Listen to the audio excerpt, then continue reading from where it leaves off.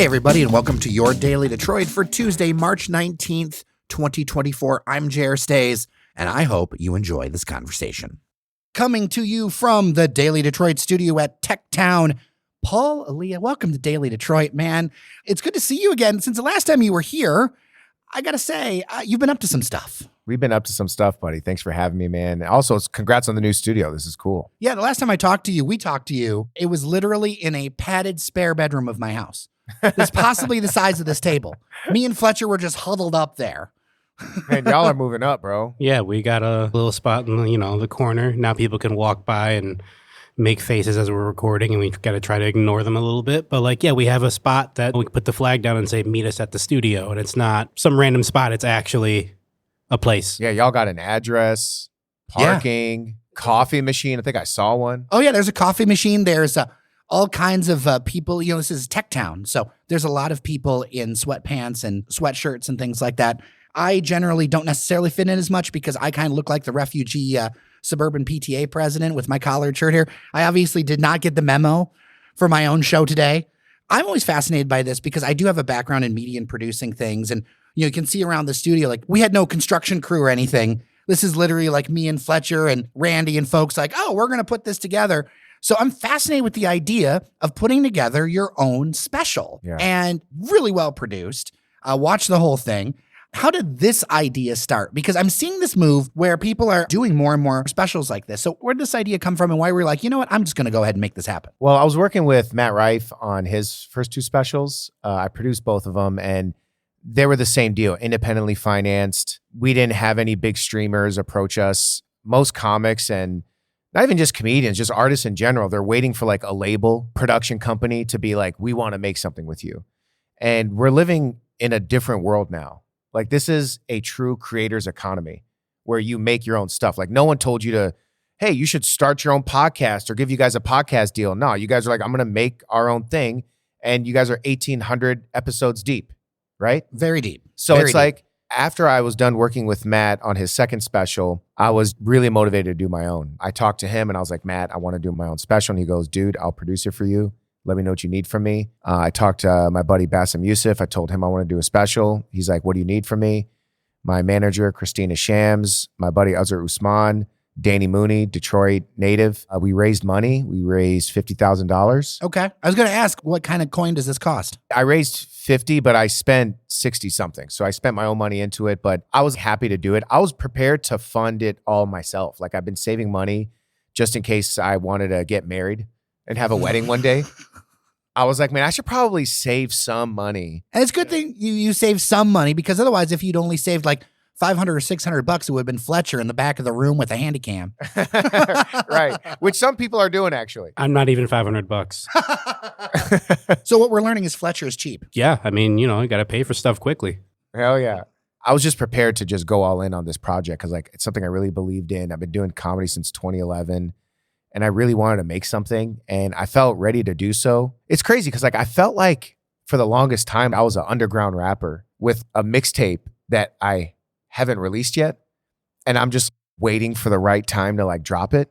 And I took it all away and redid it. This is my 10th iteration of this hour that I wanted to make. Man, I got really lucky. What did you think you knew when you started this that you learned was different? Timing is very important. You can't predict what's going to happen. You got to just go. There's obviously going to be a lot of massive roadblocks. And even when I decided to film it in Detroit, I didn't want to film it anywhere else.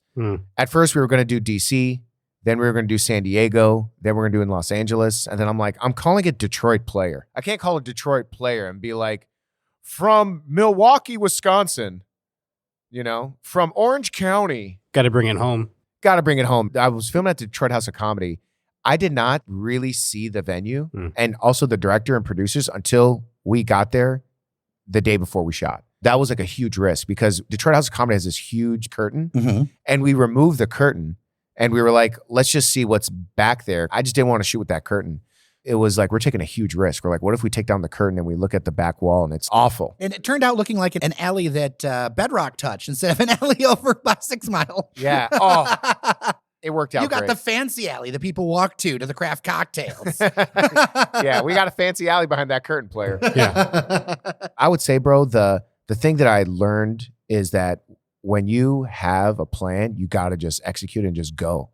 There's going to be things that are going to happen no matter what. And it's not really a true project if those things are not there. And it's always going to be there. So I was just glad that I was able to execute and get it done. Well, you always want to have a plan going into battle, but that plan rarely makes it through the battle. That's something that a lot of people say. And I think it's true, not just in that stuff, but in business and in anything that you want to do, is that you just got to embrace it. But there is kind of a thing to putting yourself out there, right, Paul, that is kind of transformative. And then doing a complete work like a special really puts a creative mark out there, because so much of what is consumed nowadays is in that short format, super clipped. And obviously there's clips you were able to pull from that special and use and put out there and people have shared. I saw some great stuff. I actually had to laugh because the account about Dearborn shared out your stuff. And I was like, I saw that go through my feed. That's really great. But creatively, how important is it to put out there a complete work? Very, man. I really want to put out the story, People are digesting things in doses now. And that's just the way the world is working.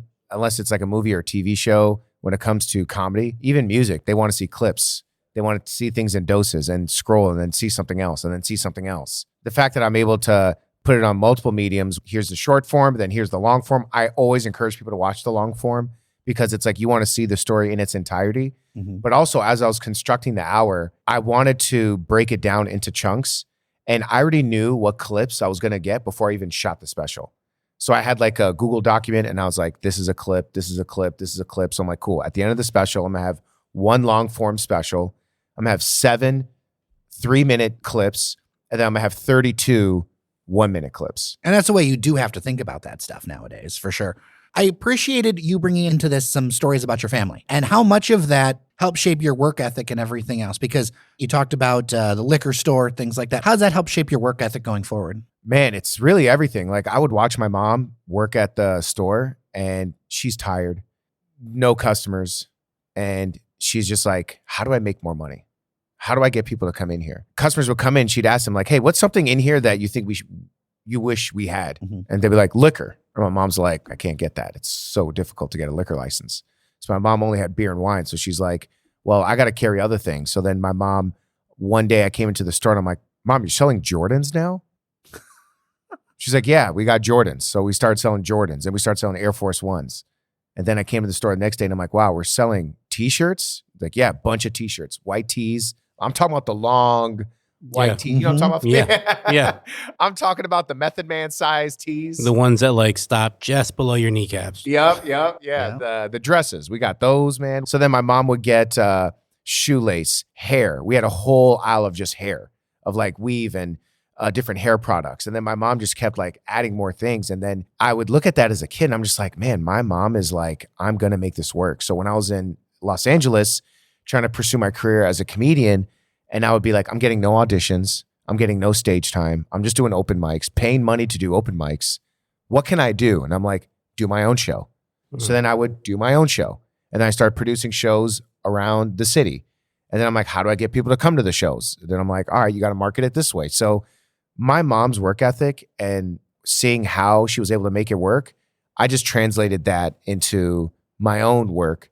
And that's where I came up with the name Detroit Player. You can tell somebody who's lived in like a Detroit neighborhood, like a deep one versus not, whether or not they understand like what the liquor store or the corner store sells. Because if you've been in the city, and you and I both, Fletcher, have, and obviously you, where it's like, no, actually they do need to sell underwear at the corner store, because that's a real need out there. There's so many gaps in that. And so that's why it's important to see that, like, hey, where are the gaps? What can you do with it?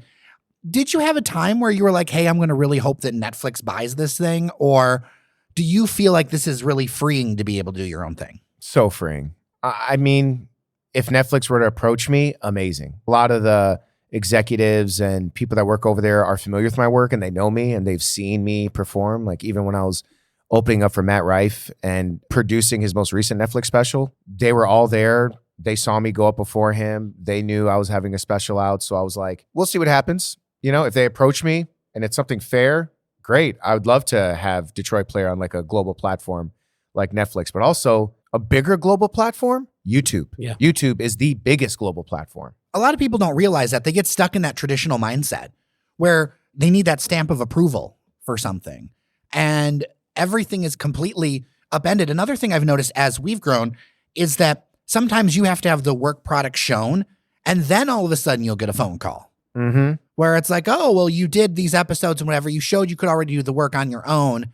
We just want to try to grab onto that. Yeah, the way the industry works before, if you present them a bunch of ingredients, they can look at the ingredients, use their imagination, and be like, we think this can create a great meal. We want to invest. Now, You have to have they're the like, meal. you make it. Yeah, have the meal, show us the meal's made, and then we'll say, okay, do that again. Like, or let's, you know what, you made the meal. Let's put a little flag here and say, we made this meal. And it's like, all right, you know, kind of like the t-shirt, and, you know, the motto says, Detroit hustles harder. You just got to step forward with it. Whatever the defense is doing, I'll play with that. Yeah. You know, I'm not going to be frustrated. I'm not going to be like, man, then I got to make the thing. And then I got to, which a lot of people have, bro. Daily Detroit, you guys created it. You guys weren't waiting for iHeartMedia to give you some deal. I mean, it's like, that would be nice. Back then, when we got started, I saw the writing on the wall that those deals were going away. That was the beginning of, like, not just necessarily the beginning, but I really saw people getting laid off. And like one of our other co-hosts on one of our days a week used to run a national esports show. Now he's doing stuff with us once a week. Why? Because they're cutting all those things that they used to produce. And they're like, oh, hey, well, we're just going to syndicate this or pick this piece up. Any way that they can distribute your stuff and not pay you money, they're going to do. Right. Pivoting gears a little bit here. Fletcher, I have a very honest question to ask you. Now, you two have known each other for years. Did you see any of this happening? I want to know the behind the scenes story. The humorous part, yes. Paul has a funny family. Clip that and send that to his mother. At U of D, either, you know, someone's making a joke. It's like you can typically count it's either Paul or one of his brothers. So like when it's like comedian, I'm like, that tracks. I'm not surprised at all. Even seeing people you know who are like tailor fit what they're doing, succeeding, it's still something that like makes you go like, yeah, I knew that guy. I knew it. Even if it's like, you know, you expect it to happen and it still happens, you're like, it's surprising, but also it's not surprising because I've seen the seeds, and now that it's a tree, it's like, I knew that was going to happen. Was there a moment where you're like, I know that guy? Yeah, literally. I've told Paul, I was watching Rami on Hulu, and they had a scene where like we have this guy come in and pulls up his mask, and immediately Leonardo DiCaprio, I was like, I know that guy. I was like, hey, Nicole, stop it. I know that guy. And she's like, yeah. I'm like, no. Like, high school. I heard mention that he might be in the show. I didn't realize. And she's like, okay. And I'm like, can I hit play? I'm like, no. No. Did you like take a picture of the screen and send it to him? I was about to, but I'm like, I bet you a lot of people have done that. So I'm not going to do that. Well, let's talk about Rami for a second, because what is the difference between the stand-up stuff and then working in television? Because although Hulu is a streamer, I really view that as television now, is Hulu and those streamers. What are a couple of the differences, and what have you learned through that? You know, with stand-up, I have way more creative control. It's my show. I can say what I want. Yeah, working on Rami's show was so great, man. Rami's so brilliant, and he's so funny. You know, me and him have been really good friends for a long time, and I really consider him a brother. So when he had this part, I was so excited to do it, and I love what he's creating, and especially shows like Rami, shows that are really created and designed to spread light. Really that are designed to comment on the world and comment on God and religion and really show how people are different and similar. And I really love those stories. So I was so happy to be a part of that, you know, and that's what I try to do with my stand-up. It's a show where you're like, that's funny. Also, I didn't think of that. I appreciate humor like that, where it's like, it's definitely something that's funny, but it gives you a new perspective. That's the smart humor I appreciate, because it helps you, I guess, fall forward through stuff to then look at it again and then go through it again. And then it's like, you look up and it's like, I've watched this entire thing 7 times. It's like, I got it. And like, it helps you, I don't want to say grow, but like grow. I don't really have the words. I don't have the words, but like, it helps you got it. It helps you learn more about the world while you're also laughing at something. That's how I view my comedy. Like, I want to make something that makes people think, feel, and laugh. What are people really saying? Is anyone saying anything? When people are making TV shows, is it just like shows just to have people watch an advertisement? Is that why y'all are making this? I really wanted to make something where I'm like, this is not about advertisement. This is something about humanity. And I was like, that's why I want to really make something about my family, be very vulnerable. And even my next hour, I'm like, you know, trying to get even more vulnerable and get even more real. So you're already working on the next thing. Oh yeah, man. I'm on to the next hour. I'm trying to shoot it beginning of next year. Oh, wow. That's awesome. Yeah, my dad was an artist, and he always told me the worst thing you could call his art was nice, because he would rather you hate his work or love his work or feel something about his work than be like, oh, that's nice. That means when you're trying to say something, sometimes people are going to say things or feel things in opposition or feel a certain way. How do you handle that? How do you think about that? Man, that's what your dad said? Yeah, that's what my dad said. Wow. What a way to put it, man. He was a muralist. He worked in the military and he did murals in Germany, and then he served in the Korean War. He ended up becoming like a vagabond artist living in the Cass Corridor, hitchhiking down to Mexico, doing all this crazy stuff. But he was a muralist and a painter. And for him, it was always about how can we create a reaction? And not in like the trolley sense, but in the way that people feel it and remember it. Because I think about this thing with TikTok and Reels and everything else nowadays. Man, I mean, your pops, that's the type of artist I want to be. I want to be the type of artist where I'm making something and I make people think and feel. And I don't think art should be nice. It's interesting how that story, just hearing about art, because just you see so much art and you realize, like, when you refer to art as, like, whether it's painting, video, comedy, anything, you're like, this is a nice, what you realize it's like, this is just a skin deep compliment where it's like, you just scraped it and you're like, that's cool. And then you leave. But like, if you actually, even if you hate something, if it's something so negative, you feel it so strong enough where you're like, I don't like this because of this and this, it means you paid attention. Even if someone's booing you on stand-up or someone doesn't like the show or doesn't like whatever, if they're listing a reason and it's like more than just, I don't like it just cause, you're feeling something. And not that you're doing it in a trolley sense, I can take that. And then obviously the opposite is if someone's like, I like this because of this and this, it means they resonate with it. You don't want anything negative, but you do want people to feel something. And you always want to be more positive than negative, but feeling something to me is more valued over not. So what's next for you? You got the special coming up. You're doing a bunch of stuff. You're back in town. I mean, I'm really glad to have caught you like in person. Yeah, man. Right now I'm doing the Fillmore with Bassem Youssef. Man, crowds are great, bro. It's so great, man. Fillmore's a great spot. Oh, I love it, man. So that's cool. Love doing more shows in Detroit, man. Working on the next special. I got a TV show coming out on Amazon. It's called Number One Happy Family USA. It's an animation created by Rami Youssef.